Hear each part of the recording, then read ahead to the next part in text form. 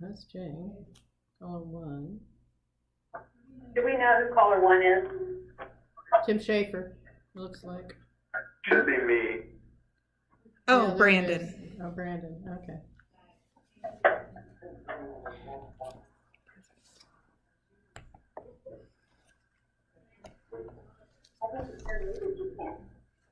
Well, you want to call me.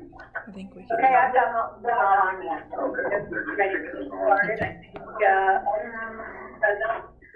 The Dixon's room. See, they can hear me now. Mark is All right, Paul. we need to start. Welcome to the study session for Monday, May 18th, 2020 for the city of Abilene, Kansas. Due to COVID-19, all meetings will be held virtually and streamed live on the City of Abilene's YouTube. So without the purpose is to providing the commission the opportunity to study items in more detail. And open forum, has anything been sent to Penny Soka? Penny?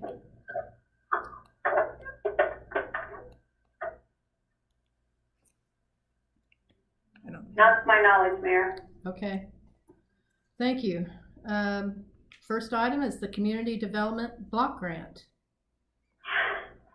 Is that? Okay, great. This is Julie Roller Weeks, Abilene Convention and Visitors Bureau Director. We have the opportunity to apply to the Kansas Department of Commerce for a Community Development Block Grant. We can apply for a maximum of $300,000, and this could only be used to grant back out to businesses who have been affected by COVID-19. So we are moving forward with this process as quickly as possible. We'll have to have a public hearing at our next meeting, and then I can submit the application after that. It's to put our name in the hat. They're going to handle those on first come, first serve. So we will be one of the first to submit our applications because of that timeline.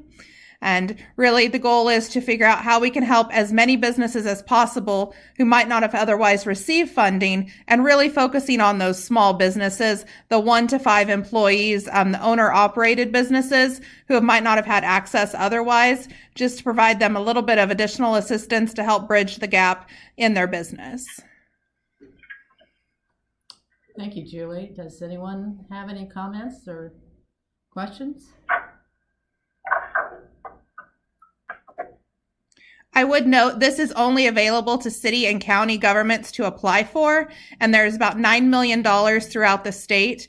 So if everyone applies for a maximum amount, that's only 30 communities. So it will be a very competitive process, but I think we are really well positioned to submit a competitive application and just keep our fingers crossed that that comes to fruition.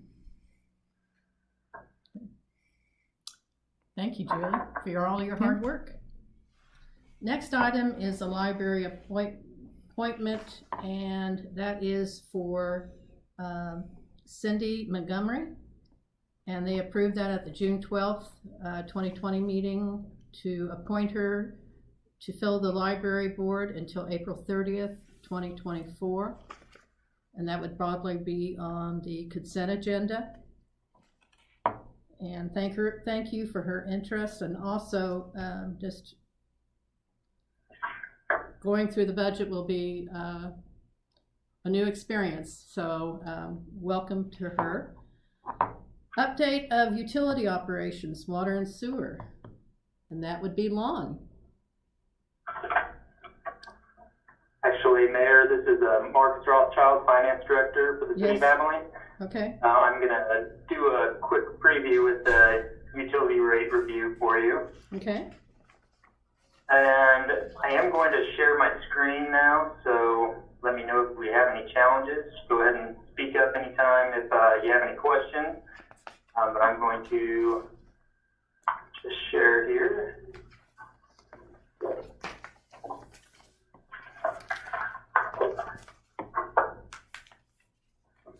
Okay. Can everyone see the slide there? Yes. Okay. So we'll go ahead and get started. I just wanted to give a brief preview of the utility rate review. The past couple of years, we have done a more intensive review, and last year in 2019, we were able to start a program to work to get our rates back on track. So we'll get started here. In this review, we're going to cover just a quick history on the fund balance and why the rate increase was needed. We're going to look at the current water and sewer rate plan and update that. I think all the commissioners were in place last year at this time, if I recall, except Brandon. So this may be some new information for him. And then we're going to also look at the 2019 adjustment update, just where we're at so far.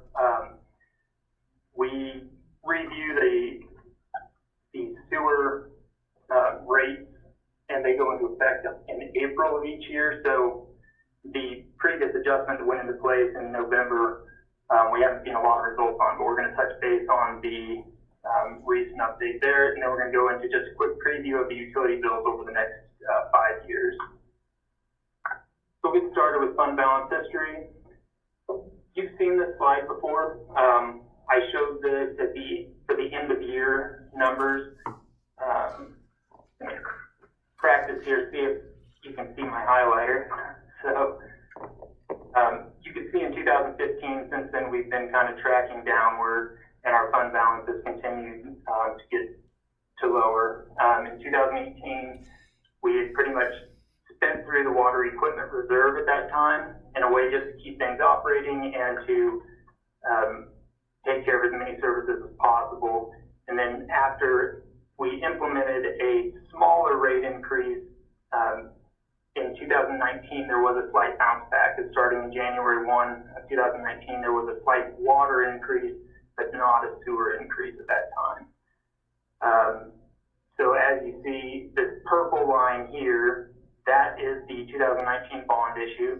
So although the water fund balance looks relatively high right now, peaking almost at $1 million, that purple you really don't want to count, because that was specifically bonded for that issue that's going towards all those water treatment plant upgrades and updates that were needed after the plant has been in the works for 20 years now. So some highlights I wanted to touch on. When we went to talk to Ranson Financial, they're the ones that did our utility rate review, and the recommended fund balance is 180 days of operating cash. You can see here that in 2019, we ended the year at about $238,561 as our fund balance. 180 days of operating cash would actually be around $766,044. And that number will change depending on your expenditures, which I know Lon has done a great job of cutting back on expenditures in this time while we've been working on rates. But in some years, that line might actually increase to a higher number. There we go. So now we're going to look at the sewer fund balance. So the sewer fund balance is kind of the same trend. You see it going down. But what you look at, let me get my highlighter tool again. There we go. So the operating cash, 180 days would be $762,000 for the sewer fund. And the end of year balance for the sewer fund was $662,000. So we're closer to that 180 day of operating cash. But unfortunately with the sewer fund, it's actually lessening the fund balance at a faster rate than the water fund. And so we're losing, a couple $100,000 a year in that fund. And so this 662 at the current rate without the rate increase would have continued to decrease at a fast pace. So after the rate increase is going into effect in November of 2019, we're hoping to start to see this level out a little bit, and we'll be able to get back on pace here soon. All right, now we're going to touch base on the actual plan that's in place today. So what we went with was a 3-year to break even rate adjustment, and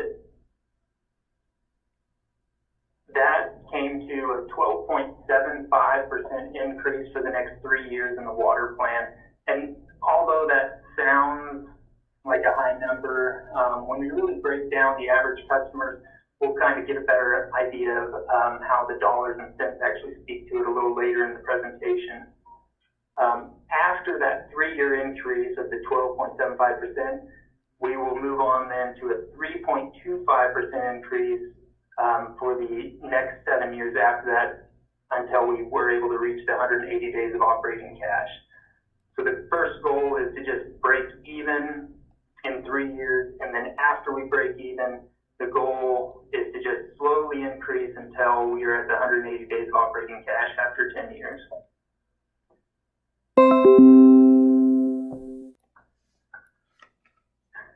Sewer rate also has a similar plan. You will see that the curve in those early years, those first 3 years, is a 14% increase in the sewer rate. And then after that, it's going to drop down to also the 3.25% for the last 7 years until we reach the 180 days of operating cash. And that's pretty much the same on that plan. So now we'll go ahead and just look at the actual 2019 rate adjustment and what that's doing to our revenues so far. You can see I went back to 2018, and I'm only looking at January through April, since that's when this rate increase has gone into effect. So what you'll see is from January through April in 2018, we brought in the $444,532 highlighter. So right here, that went up 1% in 2019. And there had been a rate increase implemented that year, but it just wasn't quite enough to get us where we need to be.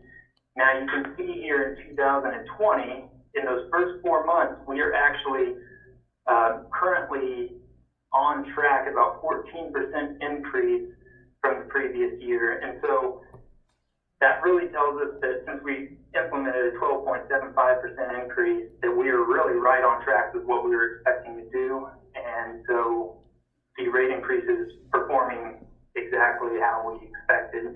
You can see the same thing with the sewer here. It's currently projecting about 15% up from the previous year, and we implemented a 14% increase. So you're seeing that it's right on track for where it's supposed to be.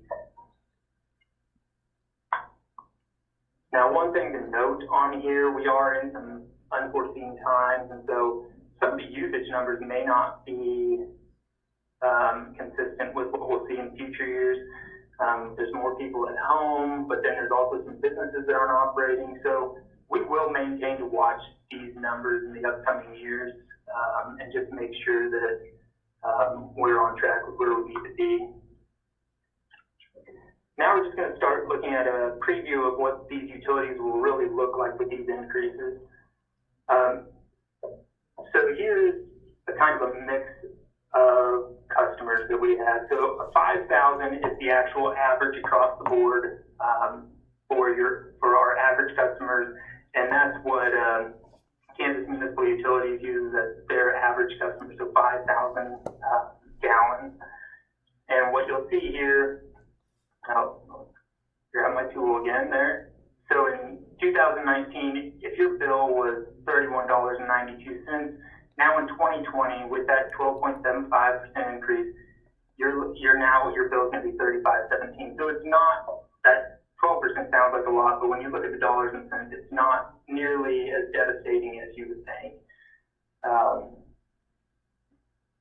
And then for the outside the city limits, they do have a much higher rate. If you live outside the city limits, but you're still on the city water, it does take us quite a bit more resources to run pipe out to that level. So there are higher rates there. You could see that customer, their average bill would have been $63.80, and it's gone up about $7 to $70.40. Sewer bill, very similar. With the sewer bill, we use the winter usage. So it's an average of the water use for December, January, and February. We average that number, and so you will have basically the same sewer bill all year long. But our sewer bills start April 1st of the following year. So we look at the winter usage and then we refigure those bills in April. So the current bills that we're looking at have only had about 1 month of use to see with the new average and the new rate in place. I think this screen kind of breaks it down a little easier for us. Here you can see we just went straight with the average customer. So your average 5,000 gallons a month customer, you've got our price per gallon. This is what you're looking at an increase each year. So it's going up here. This is what the new water rate is going to be per 100 gallons. And then your monthly minimum is also going to increase that same percentage. So you see what the monthly minimums go up. So if your bill was $31.92, that was $1.92 more than it was in 2018. And then in 2020, that's going to be $3.25 more than it was in 2019. So you'll see in 2020, 2021, and 2022, those are the 3 years that we're looking at the larger increase to break even. And so you're looking at a $3 increase per month for the first year, $4.46 increase the second year, and then another $5 increase after that. So each year is going to start trickling up. And so, yes, by the time we get to 2022, the bill will be higher than what it is today. But in reality, if we would have been issuing smaller increases since, say, 2011, we would really be at the same rate today. It's just we had to use a larger curve to get back since we did not increase those rates from 2011 to 2018. So we're getting back to where we should be and what is necessary for the increased costs and expenditures that go into providing this service. It's just we had to do it over a shorter period of time now than what we would have originally liked. We would have started the rate increase a little earlier. So you can see it's the same story with the sewer, but the sewer did not have an increase in 2019. So the first increase is here in 2020. So in 2020, an average sewer user is looking at almost $5 a month more than what they were the previous year. So a lot of people, when they see their water bill, they combine water and sewer, and they're just saying, my monthly bill went up. So they usually just combine the two. So when you look at that, $8.20 is what our average customers are looking at this first year. In the second year, and be looking at $10 increase. In the third year, about $11.44 when you combine water and sewer on your total bill. Marcus, can I ask a question? Sure. When we have hot, dry summers and people are watering their yard more, filling ponds and pools more, is that a possibility for increased revenue to help us make that deficit a little quicker? Is it enough of a difference to matter? Well, we've kind of been seeing that over the years anyway, and so we kind of plan for that in a way. So our summers, we always know that the watering seasons come up, we are going to have increased revenue. And you are correct, like if it's a really wet summer, which doesn't happen that often here in Kansas, but every once in a while we get lucky and get some rain, those cases we will receive less revenue. And so this right here is really about the best we can do, is still increasing these rates, hoping that water usage stays the same, but we can't control the weather. So you're right, that weather can throw a loop in all of our rates. So. Well, if we do see a hot, dry summer, we can get some extra revenue in to help our fund. That's correct. Yeah, if it's a hot and dry and people are watering more, we will see more revenue come in for water. We won't see any more revenue for sewer, since those are figured in the month when there is no watering involved, and we do that on purpose, and that's not really going through the sewer system. Thank you. You're welcome. So just overview. So the increasing cost just requires this rate increase. Our first step is just to get back to break even, and we want to do that within 3 years. Second step, we want to be able to get to that 180 days of operating cash, and that's going to be cash combined between the sewer and the sewer equipment reserve and the water equipment reserve. So both of those funds count as that cash, but we want to get those built back up so that we are ready to take action if anything breaks down in the future. Unfortunately, none of these items are cheap, and it does cost a lot to repair anything in water and sewers. So, and finally, we want to continue to monitor and review this annually. And if we ever get to a point where this rate increase was more than necessary, then we can always cut back, or we can lower that increase to the flat increase a little sooner. So if we reach a break-even point before the 3 years, then we can always come to the commission. We can talk to you about, let's go see if we should implement the flat rate sooner and still work towards getting to that 180 days, or we can continue to get to 180 days at a faster rate, and we can adjust that flat rate for the final 7 years to say, instead of the 3.25%, it might be a 2% increase. But we'll continue to review and monitor these rates as we go, and try to just provide the best rate possible for the customers, and to make sure that we can take care of all expenditures that are going to be coming today and into the future. Any additional questions?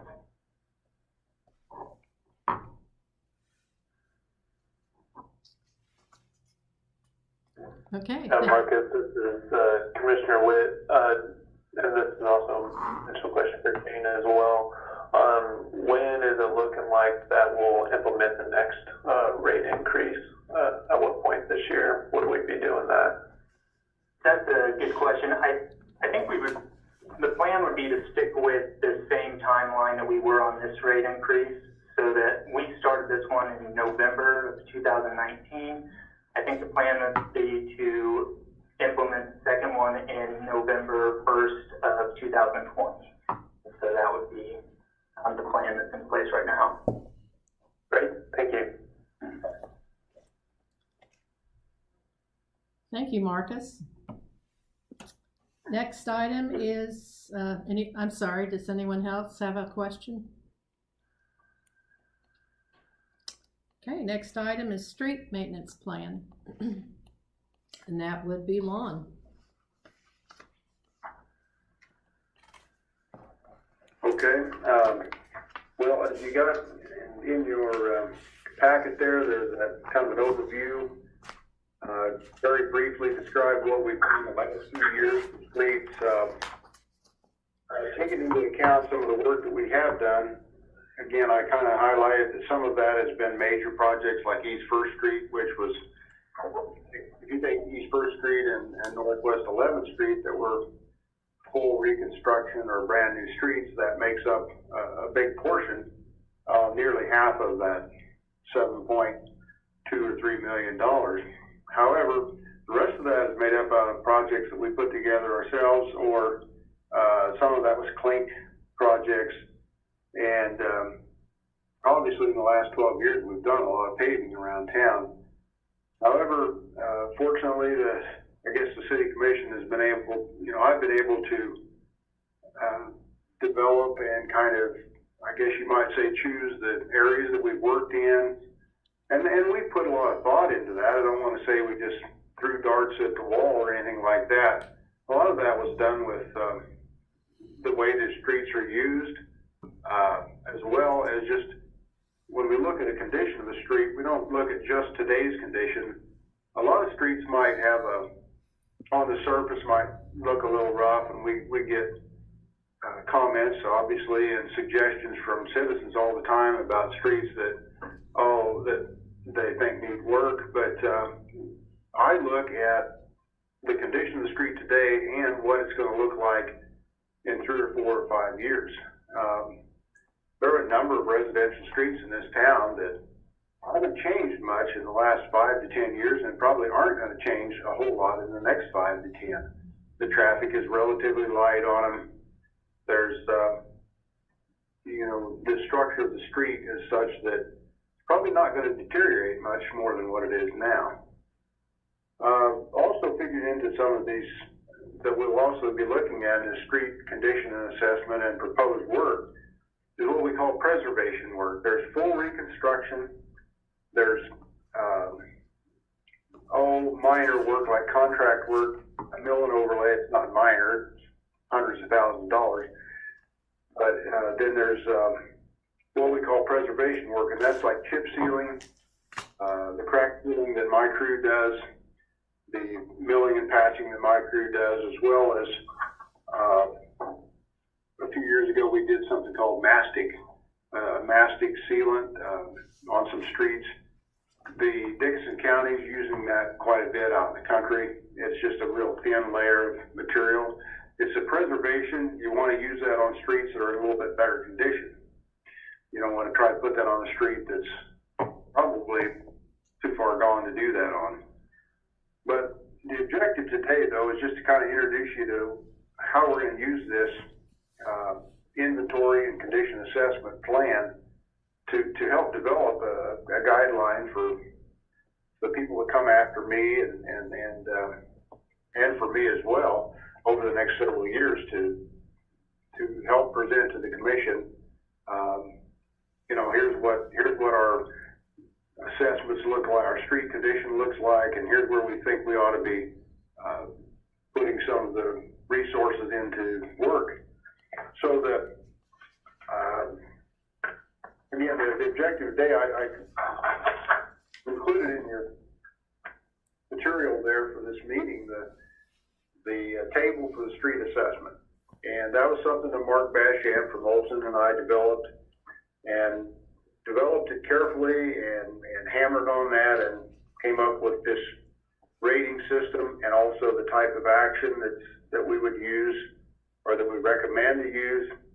And then of course the time frame, and that's the thing obviously that all of you are interested in, and Marcus, Jane, and I would help plan that for the next several years for you commissioners. And those are guidelines. They're but to come through to follow up from this meeting and this presentation into next week, I think next week what I'll try to do at the commission meeting is give you probably I'll put together some,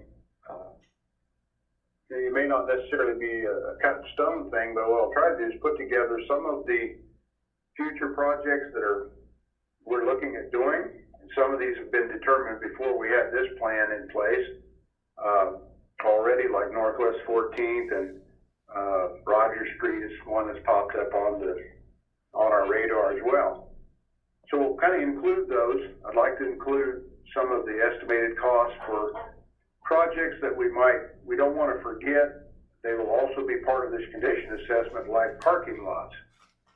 This year, just a few weeks ago, you guys approved a paving plan to do a couple of the parking lots. However, there's the Civic Center parking lot is one that comes to mind east of the building that will be on a condition assessment, and I can tell you that condition's not very good. So that's a project that I would like to help give you a kind of an idea and some ballpark estimates on what we might be looking at for money and for financing needs for that. So as we look through that part of it, I would probably offer this is a good time to see if any of you have any questions about kind of how we rate the things, and or if you have some questions about the actions. What do those actions mean? Mill and overlay, we know what that means, but minor crack repair and seal, full replacement, sidewalks, ADA compliance things. Do any of you have any questions about that rating system and how that works?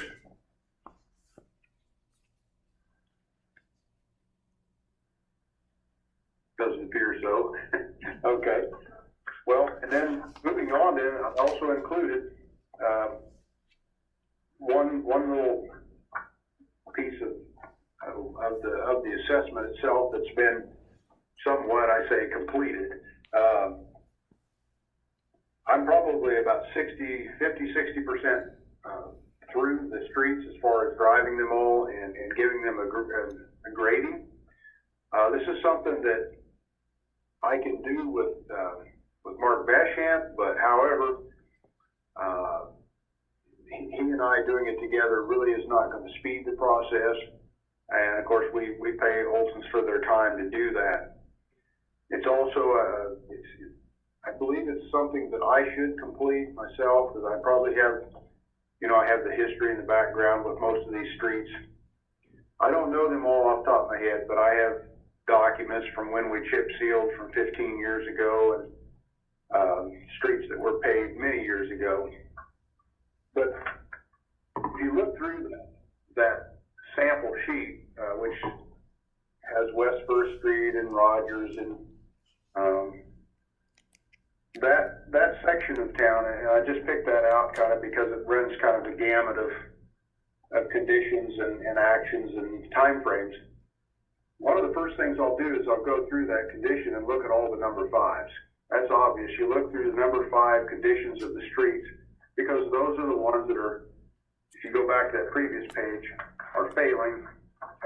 I would count Rogers Street as one of those streets between 4th Street and 8th Street. Of course, that's one of the things we're talking about preparing to do.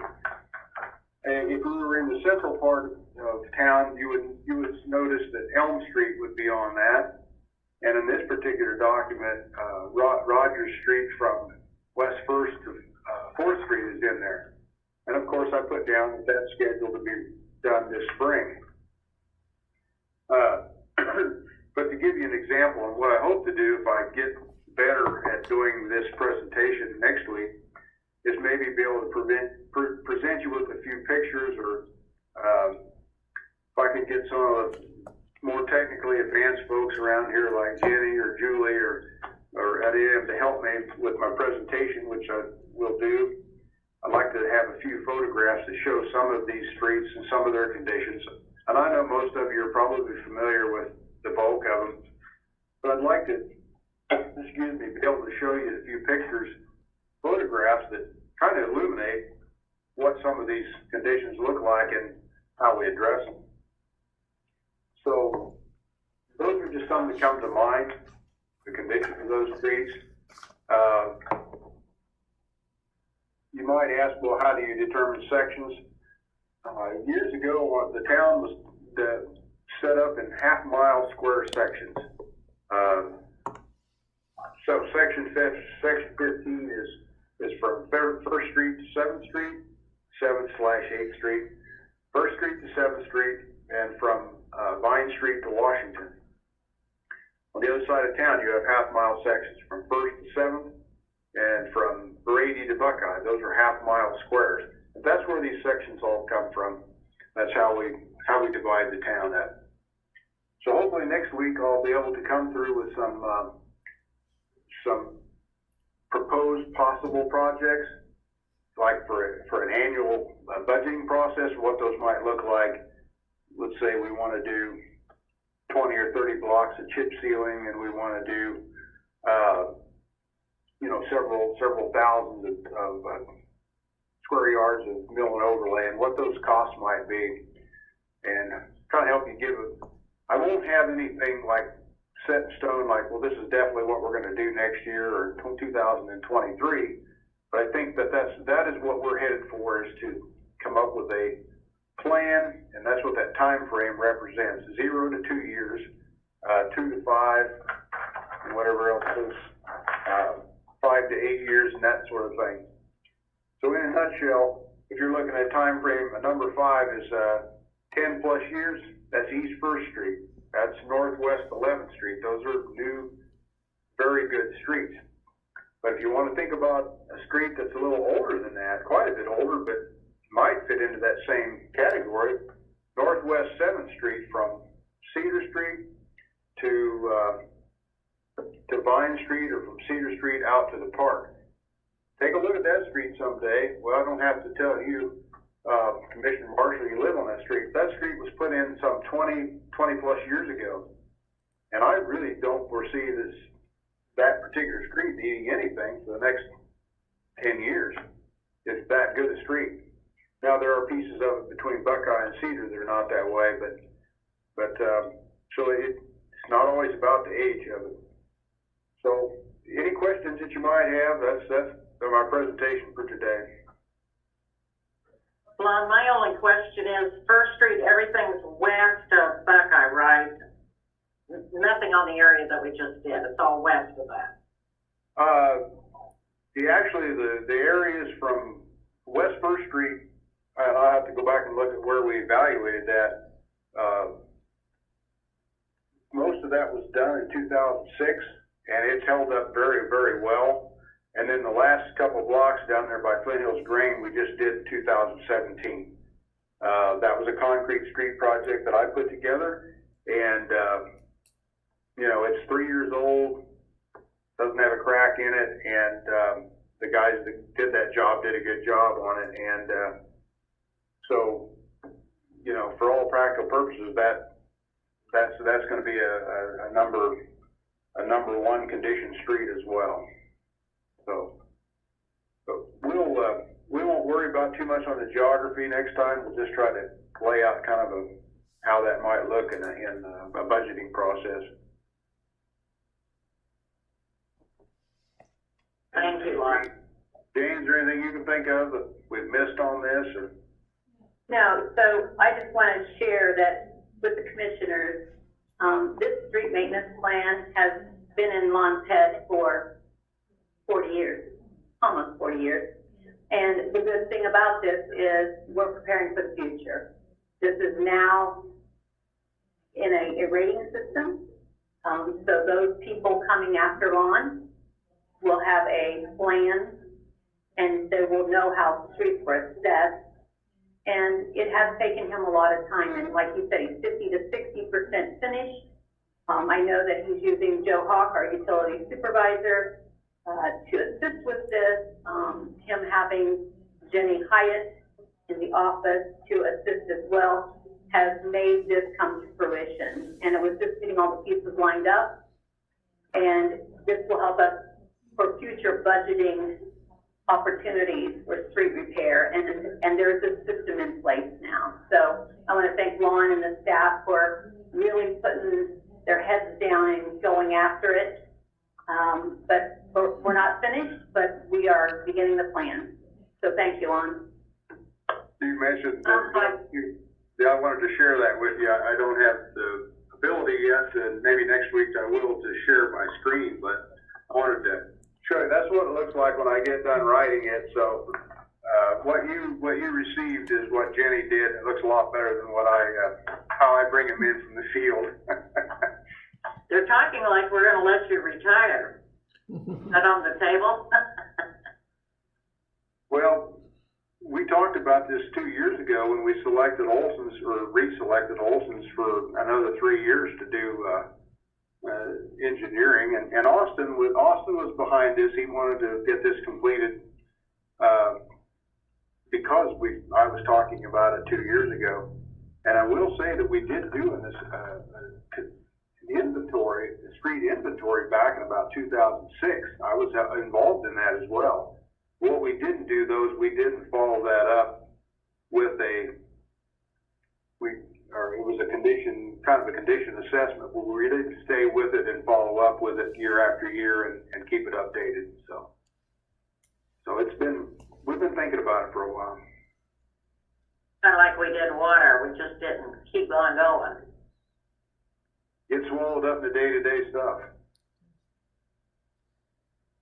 Well, thank you, Lon.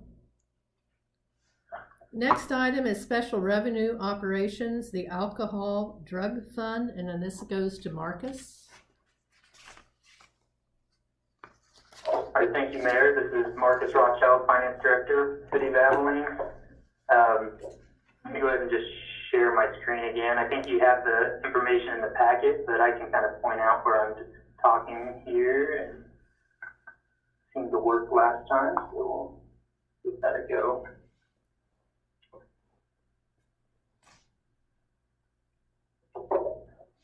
So I just put together this flow chart a couple of years ago, and it kind of comes in handy.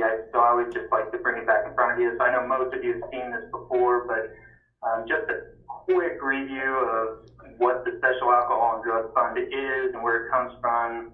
You know, the liquor drink tax, that's anyone so that's bars, liquor stores, any of those, they have that 10% tax, which then is collected through the Department of Revenue, which gets spread to the state, to some community alcohol and intoxication programs, and then 70% of that comes back to the local municipality and into the city of Abilene. From city of Abilene, then it's spread a third and a third, a third into the Special Alcohol and Drug Fund, Special Parks and Rec, and the General Fund. There should be a D there, but General Fund, I guess if you're going to make a mistake, let's have some fun with it. So the third that we're talking about today is just the Special Alcohol and Drug money here. So from here, it's had a little different history. We've had some organizations who've come to the city and requested funds in the past, and then the commission has the opportunity to accept or approve those recommendations. Back up now into the budget. So this is the actual state form here. And you can see in 2019, we made the decision to get that fund balance and put it into the hands of these organizations who are able to truly touch the most lives and utilize those funds in a productive way for our community. So we kind of cleaned out that balance that had been sitting there for a few years. And so now we're into a place where we just carried over only about $7,500 into 2020. We are expecting to bring in another $14,000 this year, so we would have a total in 2020 of about $21,453, if that estimate holds true, which our budget authority, you can see here at the bottom, is $21,316. With the plan that we had kind of talked about when these funds were handed out, is more along the lines of really just utilizing the funds, the cash on hand for that budget season. So like in this case, we had $7,453 in 2020. We have Safe Night After Prom has $1,500 that's gone to them annually, and then Cedar House was here about a month ago that requested $3,000. So we spent out about $4,500 this year. If we were to not have any more expenditures this year, then you would look at carrying over about $16,953, which would then provide around almost $17,000 in funding to possibly be spread out over the 2021 budget. So this one doesn't really require a whole lot of time. This is kind of how this fund is. There's specific uses for it, and there's only a relatively small amount of money coming in each year. We receive about $3,000 a quarter to $3,500 a quarter. And so our plan would be to budget the full budget authority so that if any community organizations were to come to the commission or with drug court, I know they're in the planning stages there, any of these types of items would come in front of the commission. The dollars would be budgeted so that you will have the option then to choose if that's how the money should be spent at that time. So I think that's really about all I planned on covering. Is there any questions on that? Yeah, Marcus, I have a question. Central Kansas Foundation, is that a for-profit agency or is that a non-profit agency? I believe the Central Kansas Foundation is a non-for-profit organization. I would have to confirm that, but I am nearly certain on that. Okay. The only reason I ask is I know they take people in, but they charge the insurance, so that's why, or they charge the fee to the people. I'm just confused if they are profit or non-profit. And if you could check that out, that would be wonderful. Thank you. Sure. Marcus, didn't we set it up to where the organizations have to come to us before budget time to make their request?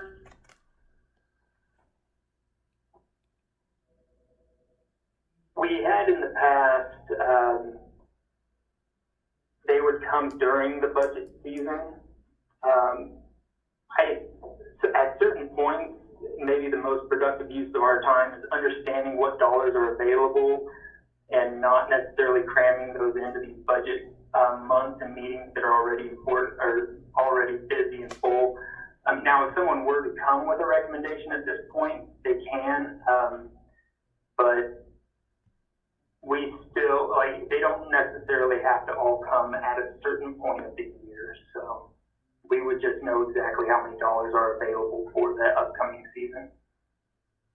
I just seem to remember that we tried to change it to where they weren't all flowing in after the budget was written asking for dollars. Mm-hmm. Yeah, I remember that too.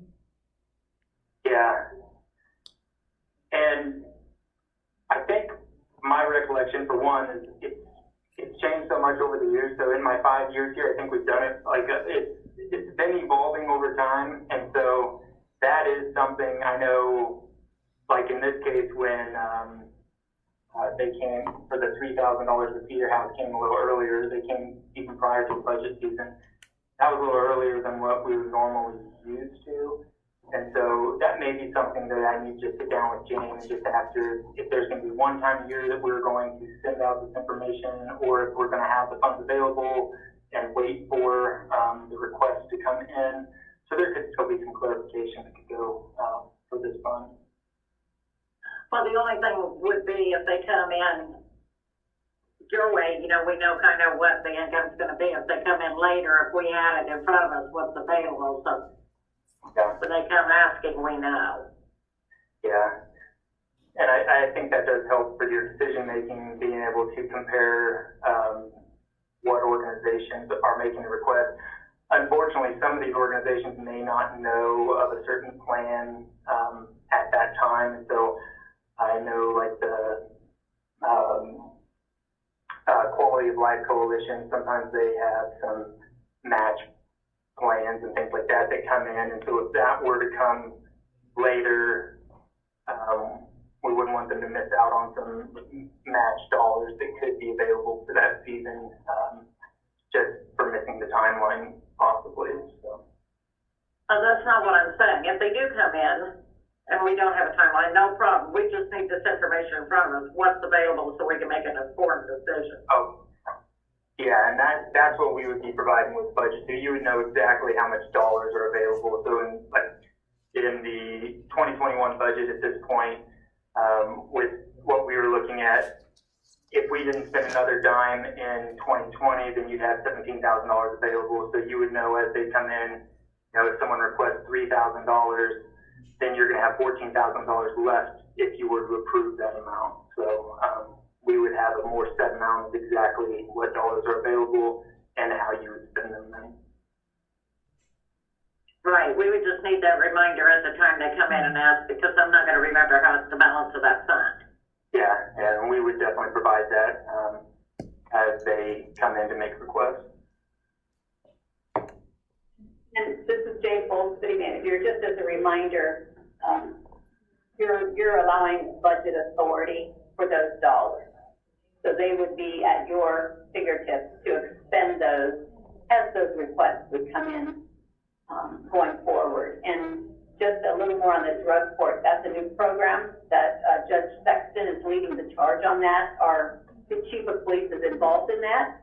The details are not worked out, but again, that is a good opportunity to use these dollars that are for programming, education, and to help people who are in the system get out of the system. So drug court is something new, and so we wanted to have that one listed so that you have an idea of why it's there.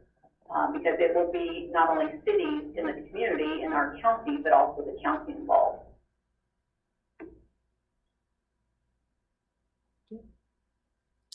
Well, thank you, Marcus. Mayor Osterman, I have one more question, Jay. Sure. So the county is going to be putting funds into this new drug program as well. Those details are not worked out, but I would think that if they go out and ask cities for dollars, the county would also have to be a partner in that as well. Thank you. I just want to remind everyone that our next Monday is Memorial Day, May 25th, so our meeting will be Tuesday, May 26th at 4 o'clock. Jane Foltz, City Manager, do you have anything further? Thank you, Mayor. This is Jane Foltz, City Manager. Yes, I just want to give you an update on what's coming on Tuesday at our meeting. Barney and Associates, our auditors, will be presenting the 2019 audit. Mark has seen a draft copy of that. You will receive that in your packet, as we will be receiving that final look on, I hope, by Thursday afternoon, so that when the mayor and I sit down, we can go over that. We have not heard back from our rural water district at this time on the rate increase. We're waiting to hear from their attorney, so I just want you to be aware of that. We have received bids for the cleanup of the building on Cottage Street. I believe it's 404. So getting that arranged to remove that structure. We will also be receiving bids for demolition of the airport damage that was caused. Those bids are due in this Wednesday, actually, May 20th, with the award bid coming to you on May 26th. So we will have that on your regular agenda. Also, we've been getting a number of inquiries from businesses in the area who are looking to expand or possibly move to Abilene. I'm not sure what's prompting that, but that's good news for the city of Abilene. We also have interest in the Highlands property. I'm not at liberty to say anything, but there has been interest shown there. I know that's been on our list of things for a number of years. So there is some movement there. And then I believe once the legislature meets on this Thursday, the 21st, we should have a clearer picture of reopening. And at that time, I think we as a city will have a better idea. But in the meantime, our reopening plan continues, and we just shifted everything 2 weeks. But until we know more after the legislature meets on Thursday and how things shake out there, we're not going to do anything formally. But with their directive, things could change. So we just keep moving forward, and we will have items on the consent agenda. It looks like you will have the library board appointment. On the regular agenda, we will have the community development block grant resolution. We will also have the street maintenance plan for your review. We will have the 2019 audit on your regular agenda. That's what I have. Thank you. And Mayor, I have a question. yes. A question for Jane. Barney and Associates usually gives us a printout of the audit. Will they bring those? Will we be able to come down to City Hall and pick those up? I don't want to print the whole thing off, and I'm one of those weird people that reads that. Marcus? Yeah, they always ask me how many copies we would like, and so I can make sure that any commissioner, I guess we can just ask right now, would all commissioners like a printed copy for them? I'll just make sure that we have at least a printed copy for all commissioners, Jane and myself for now, and we'll make sure we get those distributed to you. And I'll deliver those as soon as we get them in the office. Okay. Thank you very much. Okay, with that said, this ends our study session for May 18th. Have a good holiday weekend. Thank you.